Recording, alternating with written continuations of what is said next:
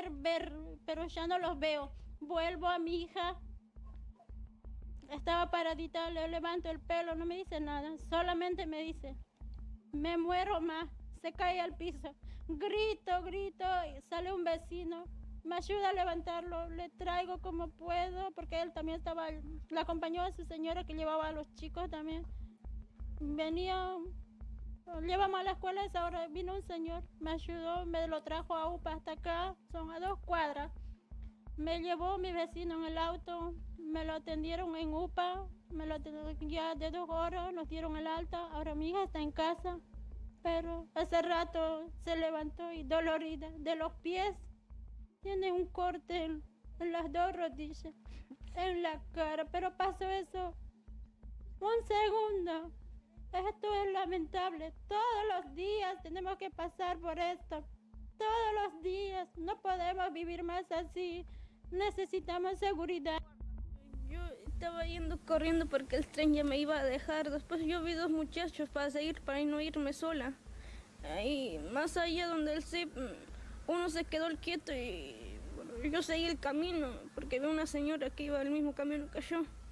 Después el señor me agarró del brazo, me dijo si tenía celular, le dije que no, no tenía, que no usaba.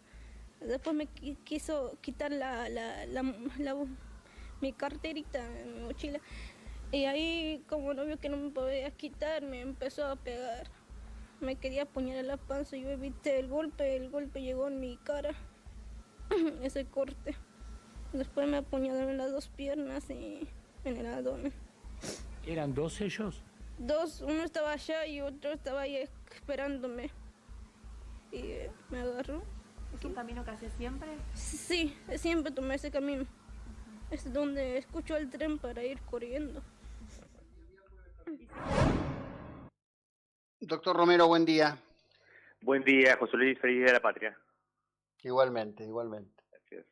El gobernador está ausente, anda de mateadas. El ministro de Inseguridad bonaerense recorre los canales tratando de borracho al presidente y reclamándole a la vice que lo saque. Creo que no hemos vivido este estado de ausencia ni en los peores momentos de la gobernación de Scioli. Sí, realmente lamentable. Bueno, causa escalofrío, ¿verdad? Escuchar a esa mamá con esa criatura atacada por esos cobardes, que lamentablemente cada vez hay más, abundan en la provincia de Buenos Aires, abundan en el conurbano, abundan en todas las ciudades de esta provincia y de muchas otras del país. Y como usted bien dice, la respuesta estatal, de la cual tampoco me hago distraído porque soy íntegro del sistema penal del Estado, si bien no en los poderes políticos, en el Poder Judicial, en el Ministerio Público, estamos dando una respuesta paupérrima, ¿no? a esta realidad, a esto que se nos quiso mostrar en alguna oportunidad como una sensación. Bueno, acá está la prueba cabal de que esa sensación es una realidad tangible, lamentable y bueno, en aumento, porque no solamente aumenta el delito, es decir, hay cada vez más delitos, sino que como en este caso y tantos otros, se incrementa la violencia en todas las formas de comisión criminal y aún desde el punto de vista del delincuente, una violencia innecesaria. O sea, se golpea a las víctimas aún cuando no hay resistencia por parte de estas, cuando ofrecen lo poco que tienen para el delincuente, se las castiga, se las lastima o se las mata.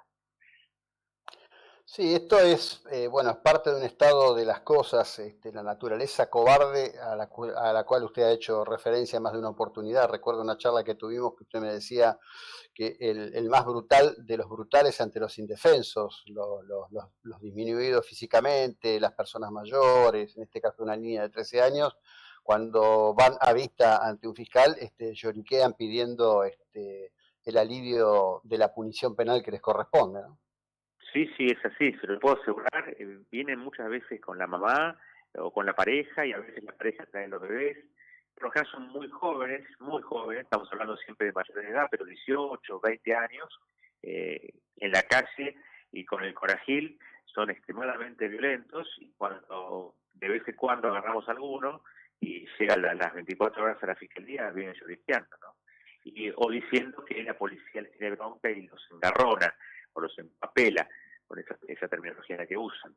Pero sí, la cobardía es el primer distintivo que uno advierte en estos individuos, que lamentablemente cada vez son más, lo reitero una y otra vez, cuando se nos dice que el delito baja, o bajó el homicidio, bajó el robo, bajó esto, no baja nada, cada día aumenta. Las estadísticas, bueno, sabemos que se pueden dibujar acá y en Francia y en China, ¿no? Sí, claro. En ese sentido, y al respecto del crecimiento de la cuestión delictual, de su experiencia, le digo porque esto yo lo advierto acá en Mar del Plata. En Mar del Plata hay nietos de delincuentes, es decir, el abuelo era delincuente, el padre es delincuente, el nieto es delincuente, y como además es un sector social que se reproduce muy temprano, son padres o son madres entre los 15, los 18, a veces más temprano todavía. Puede estar el abuelo con 40 años encarcelado, el papá con un proceso abierto con 20 y pico, y el pibe de 13, 14 ya haciendo desquicios, ¿no?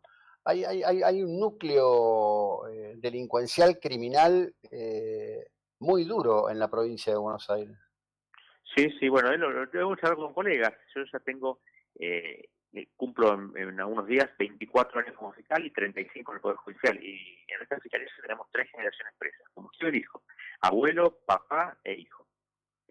Obviamente son abuelos muy jóvenes, ¿no? 50 años, y ya chicos Claro. que están en la mayoría de edad. Yo soy fiscal de mayores, ¿no? A partir de 18 años, pero sí, como usted bien dice, ya incurren en figuras delictivas a partir de los 14, 15 años. Pero a los 18 los tenemos ya con cierta experiencia delincuencial en nuestras fiscalías y están presos. Obviamente que familias enteras que nunca trabajaron, chicos que nunca estudiaron, que se criaron en la calle y en el delito. Sí, esto es una realidad y se lo discuto a cualquiera, porque más allá de las estadísticas que una y otra vez lo repito, lo tangible es la cantidad de causas que hay en nuestras fiscalías y la cantidad de detenidos que tenemos. Eso es un dato completo, pasa los números.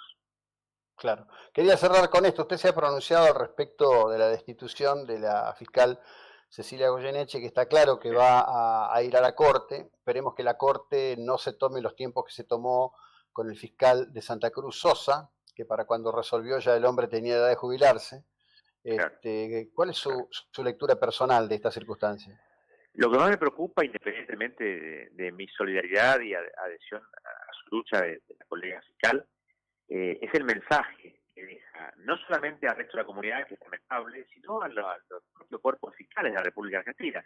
Cuando digo cuerpos van a decir que son corporativos. Sí, acá soy corporativo. Obviamente hablo de mis colegas fiscales y de todos mis colegas, no solamente de la provincia de Buenos Aires, sino de todas las provincias argentinas y los fiscales federales.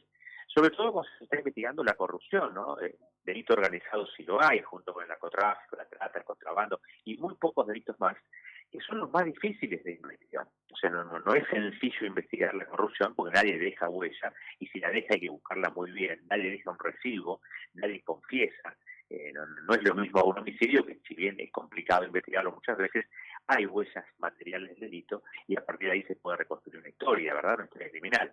En el caso de la corrupción hay que tener un cuerpo muy especializado de investigadores, hay que compartir información con otros ministerios públicos, no solamente a nivel país, sino a nivel regional, porque muchas veces las transacciones son transnacionales, ¿no? Imaginemos, por ejemplo, el contrabando o el narcotráfico, y la misma corrupción. Muchas veces los fondos producto de esa corrupción son ocultos o ocultados, mejor dicho, en otros países, en paraísos fiscales. O sea, no es sencillo investigar la corrupción. Y cuando una fiscal se decide hacerlo, más allá de su leal saber y entender, le agrega, que no puede faltar, valentía, arrojo y demás, es expulsada del Poder Judicial mediante un jurado de enjuiciamiento. Se habla de que la fiscal tenía cierto motivo de recusación. Bueno, la recusación y la excusación existen en los códigos procesales. Si a la fiscal había que apartarla de determinada investigación porque tenía algún tipo de relación con unos imputados, alcanzaba con la recusación y con sacarla del expediente, no con expulsarla del Poder Judicial, porque el mensaje para el resto es decir, bueno, en esta no me meto, miro para el costado. Sí, no, por supuesto que sí. Lo que ocurre es que claramente ahí hay un poder judicial que ha sido formateado por el ex gobernador Uribarri. Hay que decir, me parece que pudieron probar un latrocinio al Estado de 54 millones de dólares. Nada menos. nada menos, ¿no? Bueno, como siempre, Marcelo, gracias, buena jornada, muy amable. Igualmente para usted, un fuerte abrazo. Bueno, el fiscal de La Plata, Marcelo Romero, que es un fiscal que, bueno, que no tiene, digamos, empacho en hablar, empacho en definirse y es siempre oportuno poder contarlo, ¿no?